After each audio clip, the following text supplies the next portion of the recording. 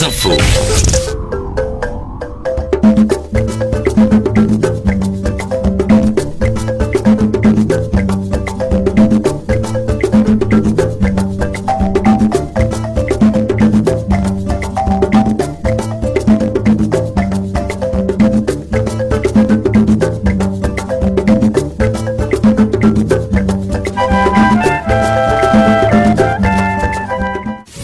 Tout de suite, les infos.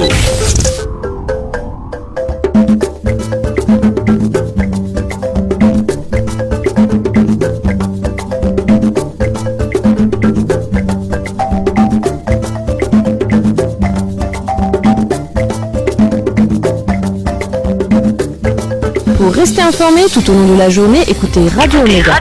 103.9 Ouaga, 104.7 Pogo-Dioulasso. Radio Omega, le journal. Les titres de l'actualité. Brigitte Yoda. Madame, Monsieur, bonjour. Au sommaire, à l'appel de l'UNAPOL, les policiers ont repris le service. Soulagement du côté des usagers. C'est le constat fait ce matin dans quelques commissariats de la ville de Ouagadougou. À la une également, le procès du putsch. L'audition des témoins a repris ce lundi avec l'ancien président Jean-Baptiste Ouédraogo. À la barre, il a décrit le rôle qu'il a joué pendant les événements de septembre 2015. À l'international, après le crash dimanche d'un avion d'Ethiopian Airlines qui a fait 157 morts aujourd'hui, un deuil national a été décrété par le Parlement éthiopien. Et puis en sport football, Coupe de la Confédération, Salitas FC a compromis hier ses chances de qualification en concédant le nul 1-1 à domicile face à Enugu Rangers. Voilà pour les titres. Bienvenue.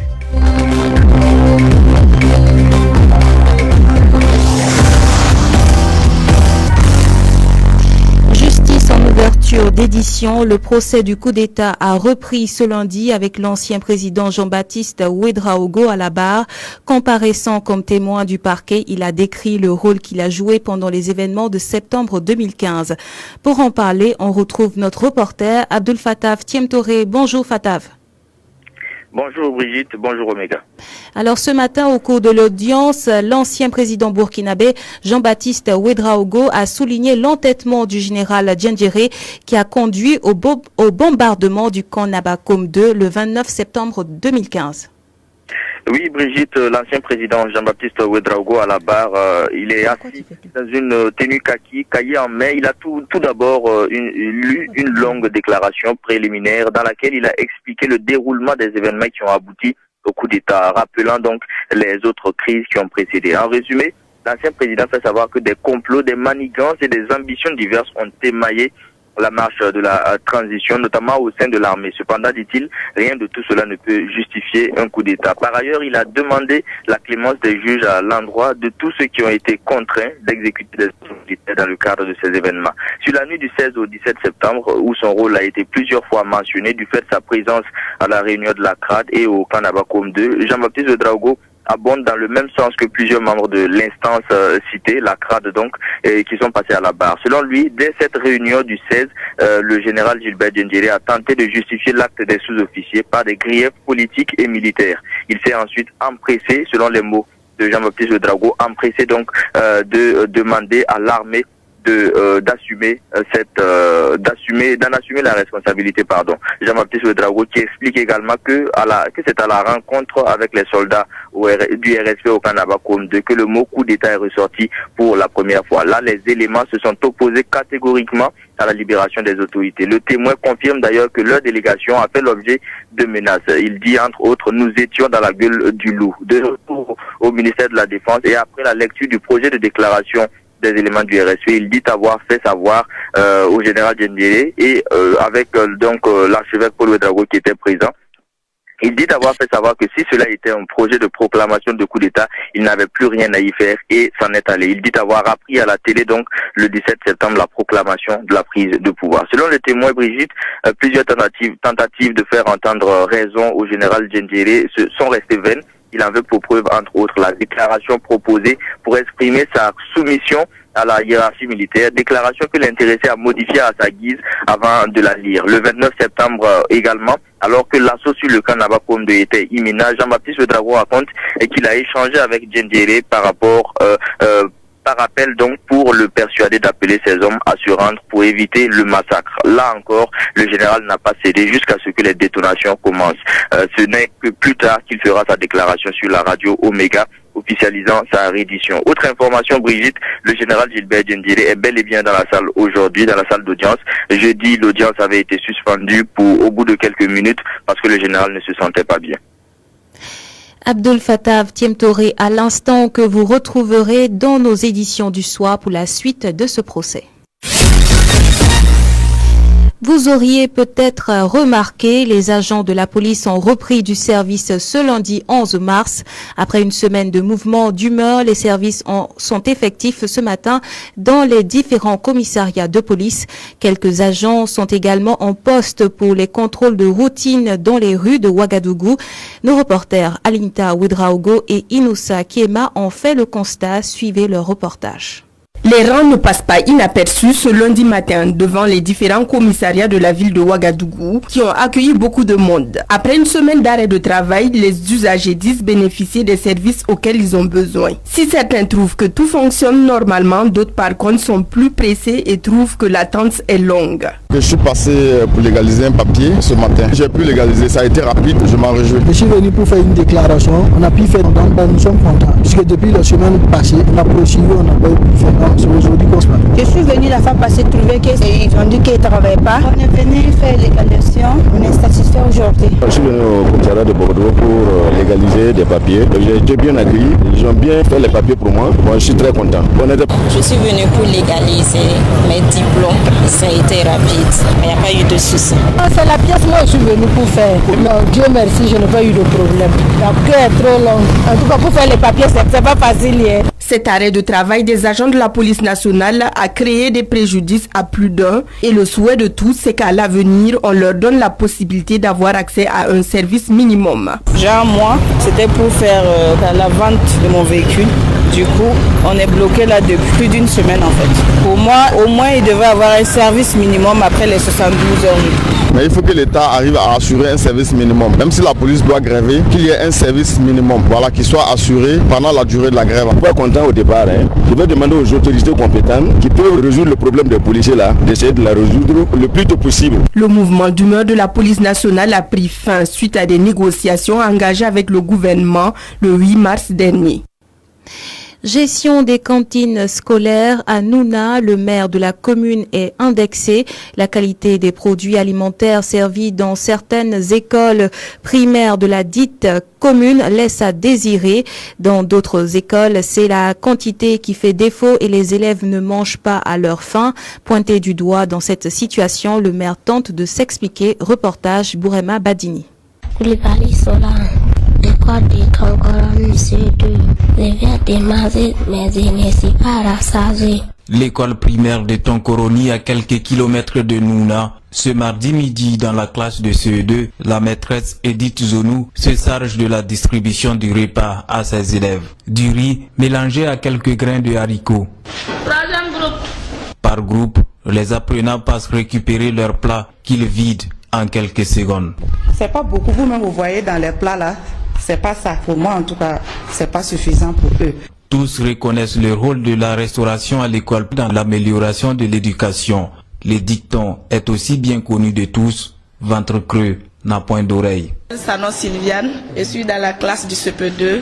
La cantine scolaire a une grande utilité dans nos écoles, surtout dans les villages. Des élèves quittent la maison, ils reviennent dans l'après-midi, tu sens qu'ils n'ont pas mangé à la maison. La cantine scolaire, en tout cas, ça leur permet de manger et puis revenir vite à l'école. Mais quelle cantine est servie aux écoliers? Adama Sangla, le directeur de l'école de Tonkoroni, n'a pas du mal à détecter du riz impropre à la consommation. Vous voyez, la poudre, voilà, c'est tellement bon. Il y a de la poudre dedans, il y a des insectes même, il y a des trucs comme des toiles d'araignée. Donc, côté qualité, là, on est sceptique. À l'école de Korédougou, la situation n'est pas meilleure. La consommation d'une cantine de qualité douteuse fait planer sur l'école le risque de maladie. Henri Daman, le directeur de l'école. Jusqu'à présent, on n'a pas de haricots. Imaginez, si on prépare uniquement le riz blanc, sans condiment, Donner à des enfants durant toute l'année scolaire, mais je crois que ça peut causer des problèmes au niveau de la santé. Mais nous-mêmes, on a pris l'initiative avec le bureau APE, c'est cube magie qu'on peut mettre dedans pour changer la couleur. Retard dans les dotations et qualité douteuse. Depuis que la gestion des cantines scolaires a été transférée aux collectivités, rien ne va dans les écoles de la commune de Nouna. C'est le constat de Désiré Dambélé, secrétaire général communal du Sinateb. Dans ces 2 dernières années-là, la cantine, vraiment, il y a beaucoup de problèmes. Et pour l'année passée, on a reçu la cantine pratiquement à la fin de l'année. Et jusqu'à présent, nous attendons la deuxième dotation de l'année en cours. L'argent a été débloqué depuis aux communes maintenant de faire le reste du travail. Nous pensons que la force incombe premier responsable même de la commune, voilà le maire. Pointé du doigt, le maire de Nouna, Issoufou Traoré, tout en assumant sa responsabilité, ne manque pas d'arguments pour se défendre. Ceux qui m'accusent, je l'assume. Mais c'est toute une chaîne. C'est pas moi qui certifie, je ne suis pas contrôleur financier. Et dans tout ça, même si on trouve un fournisseur, s'il est défaillant, ça c'est pas moi ma responsabilité. Moi je ne participe pas au dépouillement. C'est pas moi qui le choisis. Je ne pense pas que moi-même, en tant qu'instituteur, je vais faire en sorte que les écoles ne puissent pas disposer de la cantine. Le maire entend prendre des mesures afin d'améliorer la situation et partant contribuer à l'épanouissement des jeunes scolaires de sa commune.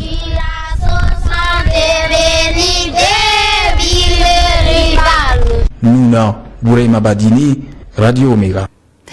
On reste dans le milieu scolaire. Le club des jeunes élites, une association de jeunes volent au secours des élèves du lycée Wende Puiré de Saba. Près d'une centaine de kits scolaires a été distribué à des élèves les plus méritants de l'établissement. C'était vendredi dernier, Lamine Traoré. Les élèves du lycée Wende Puiré de Saba peuvent sourire, ou du moins les plus méritants. Le club des jeunes élites a décidé d'accompagner l'établissement en remettant plus d'une centaine de kits scolaires de plus d'1 million de francs CFA à des élèves brillants. Gewara Tuzongo, présidente du club des jeunes élites. C'est important l'éducation parce qu'on dit toujours une nation éduquée, c'est clair que c'est une nation qui va se développer.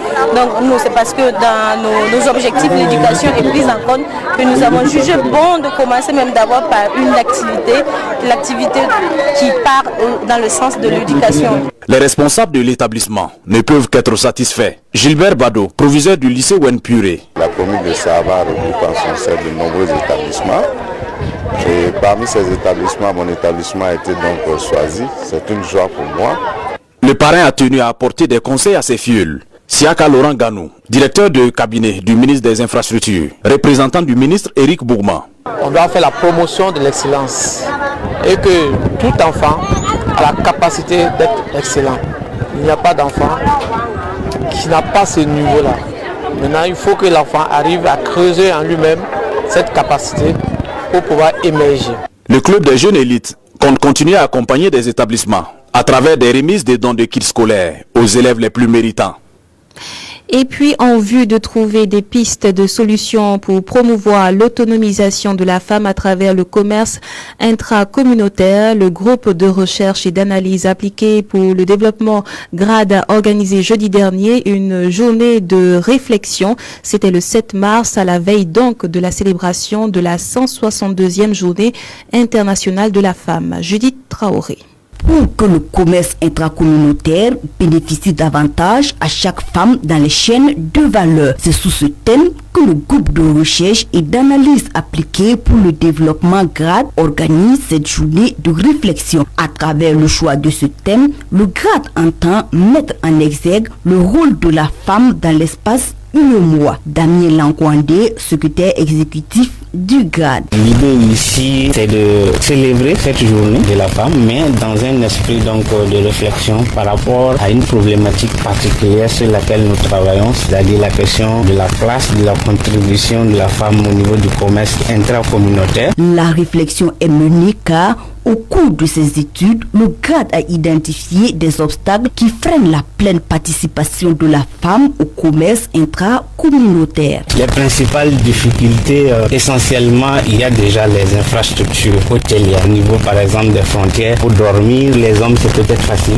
mais pour les femmes c'est pas la même chose, c'est un gros problème. Même au niveau des toilettes, ça pose également un problème, l'accès au crédit. Et il y a la question du harcèlement financier. À cette journée d'échange, l'Assemblée nationale était représentée par la députée Rukia Rwamba, responsable du caucus genre. C'est une bonne initiative et nous sommes là pour les accompagner, échanger avec eux, donner aussi notre point de vue, notre opinion. Le groupe de recherche et d'analyse appliquée pour le développement GRAD a été créé en 2010. Il est spécialisé dans la recherche, la formation et le dialogue politique.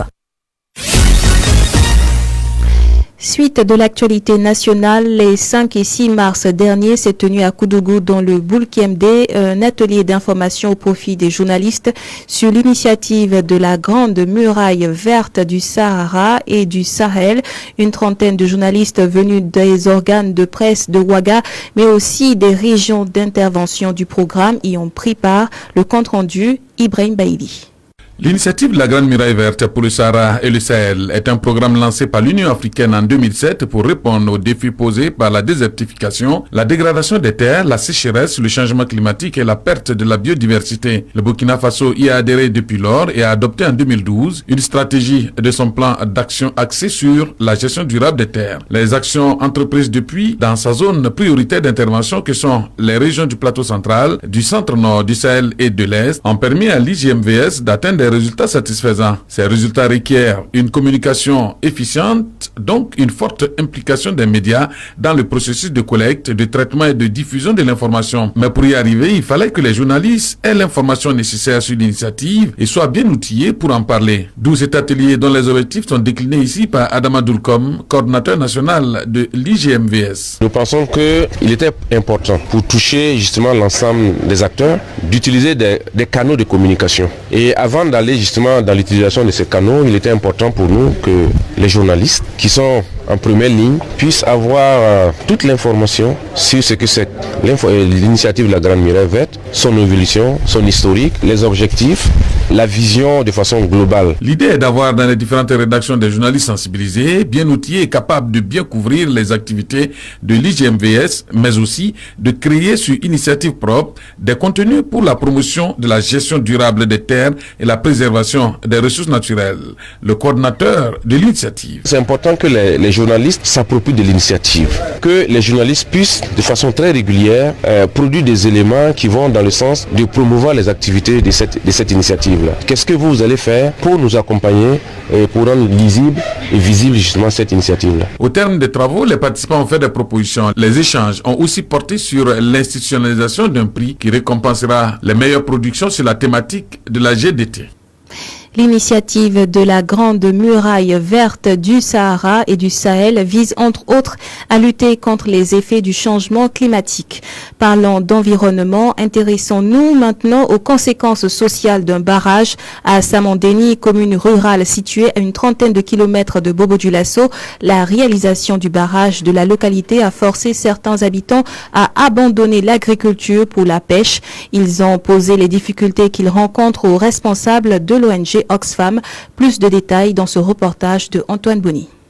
De l'agriculture à la pêche, les habitants de Samandéni et environnants le sont par obligation. Si ces derniers apprécient l'initiative du projet du barrage de Samandéni, cependant, ils trouvent que le barrage est la source de leur souffrance. Honorine Balima et sa famille ont été affectés par le projet du barrage. Ils n'ont plus, jusque-là, une terre cultivable. Elle et ses camarades femmes de la cité ouvrière du barrage de Samandéni sont obligées de vendre du poisson pour subvenir aux besoins de leur famille. Avant que le barrage n'arrive, nous étions des cultivateurs. Depuis que le barrage nous a déplacés, nous n'arrivons plus à joindre les deux bouts. Il n'y a pas de terre cultivable, d'autres ne savent pas pêcher. Jusqu'ici, nous n'avions pas encore été indemnisés. Nous avons dû louer une maison. La vente du poisson aussi ne marche plus. Salif Traoré, la soixantaine bien sonnée, ne sachant pas pêcher, est devenu vendeur ambulant. Le barrage a augmenté notre souffrance. Nous sommes des cultivateurs. L'année dernière, par exemple, j'ai perdu plus de 12 hectares de maïs à cause de l'eau qui quitte le déversoir du barrage. De nos jours, je suis devenu un commerçant ambulant. J'ai pas le choix. Et ça encore, ça ne marche pas. Parce que le marché du poisson est ralenti. Ça marche plus. Vraiment, je demande à ce qu'on ferme le déversoir là. Plus près du barrage, les pêcheurs installés aux abords crient au désarroi. Aboubakar Traoré. Avant l'arrivée du barrage, nous on gagnait 15 000 ou bien 20 000 francs. Mais après l'arrivée du barrage là, franchement, si tu as gagné 5 000 francs, tu as trop eu. Ce que nous espérions avec l'arrivée du barrage là, c'est plus ça. On ne sait même pas ce qu'on va faire. Selon le directeur provincial de l'agriculture, le programme de développement intégré de la vallée de Samandéni, P10, a en perspective la mise en œuvre de 21 000 hectares de périmètre irrigué. Pour Marius Sanou, son département peut plaider à la faveur des affectés du projet auprès du P10. Antoine Boni, de retour de Samandéni pour la radio Omega. On reste dans la région des Hauts-Bassins. Depuis le 21 janvier dernier, les vols quotidiens entre Bobo et Ouaga sont une réalité avec la compagnie Air Burkina pour mieux faire connaître la compagnie et recueillir les avis et les préoccupations des Burkinabés. Le directeur général et son équipe étaient face aux opérateurs économiques des Hauts-Bassins jeudi dernier à Bobo. Paul Soma. La compagnie Air Burkina présente son nouveau visage aux opérateurs économiques de la région des Hauts-Bassins. Avec plus de 50 ans d'activité sans interruption, Air Burkina offre plusieurs opportunités à ses hommes d'affaires. Blaise Sanou, directeur général de la compagnie aérienne Air Burkina. Le message que nous avons voulu leur adresser, c'est de leur faire comprendre que Air Burkina est avant tout un levier qui est à leur disposition pour leur permettre le développement socio-économique de la région du Grand Ouest et particulièrement la ville de Bobo. Et nous sommes venus également échanger de vive voix avec les opérateurs économiques à travers la Chambre de commerce pour voir quelles sont réellement les préoccupations des hommes d'affaires ici et comment nous pouvons leur apporter une solution. Ces participants n'ont surtout pas manqué de relever des préoccupations majeures. Et pour le directeur général, des perspectives sont déjà engagées. Blaise Sanou. Nous avons pris en compte toutes les préoccupations qui ont été soulevées, et particulièrement dans le domaine du transport de fret. Je pense qu'il y a des études qui sont en cours et nous allons essayer d'apporter des solutions. Le président de la délégation consulaire régionale des Hauts-Bassins s'est réjoui de la relance des activités de cette compagnie aérienne au Burkina Faso. Lassine Diawara. Nous avons souhaité voir le désenclavement de Bobo-Dioulasso sur le plan la desserte aéronautique. On a été entendu, alors c'est pourquoi c'était avec un grand soulagement que nous avons eu donc cette réunion pour mieux expliquer aux opérateurs économiques que la balle était dans notre camp, qu'il fallait qu'on fasse tout pour soutenir cette initiative. Lancé depuis le 21 janvier 2019, Air Burkina possède son propre réseau constitué de 8 destinations en direction des pays ouest-africains. Quant au vol entre les deux grandes villes du Burkina, Bobo ou Ouagadougou, le tarif aller est de 35 000 francs CFA et l'aller-retour à 60 000 francs pour 45 minutes de temps. Paul Soma, Bobo, Radio Omega.